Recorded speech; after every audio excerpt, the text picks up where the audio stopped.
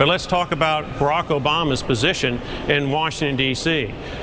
During the 6 years he's been in Washington, our accumulated national debt has increased by more than 50%. And what has President Obama's response been now and as a senator? To increase spending even more.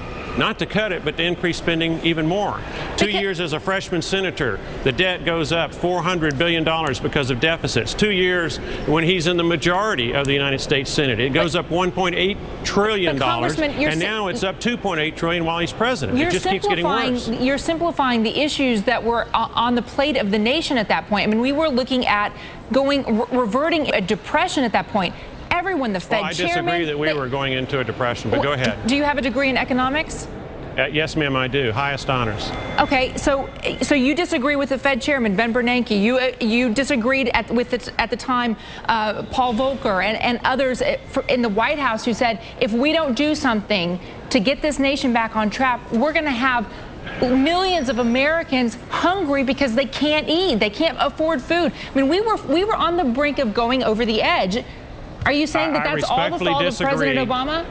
I respectfully disagree with respect to 2008. I believe that a free enterprise solution would have worked its way through the process, and we'd be a stronger nation now than we are as a consequence of having spent hundreds of billions of dollars on the types of things that have been spent. When you have the folks answering our poll and saying that the failure to raise the debt limit at this point, 55% say it would be a serious problem. You have folks who say 39% of them would blame Republicans if there is no deal. Do you believe at this point, regardless of how politically this ends, do you believe you're on the right track? Are you willing to risk not being reelected because of your stand?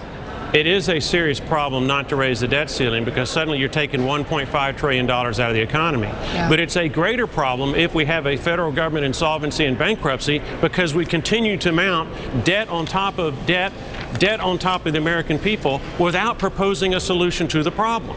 Let's look at what everybody's talking about with these negotiations. Punting everything past the November 2012 elections. Now, that ought to be a signal right there to the American people that it's not a serious solution when the goal is to put enough debt on us to just get this issue behind us past the elections. But when we get to 2013, where are we?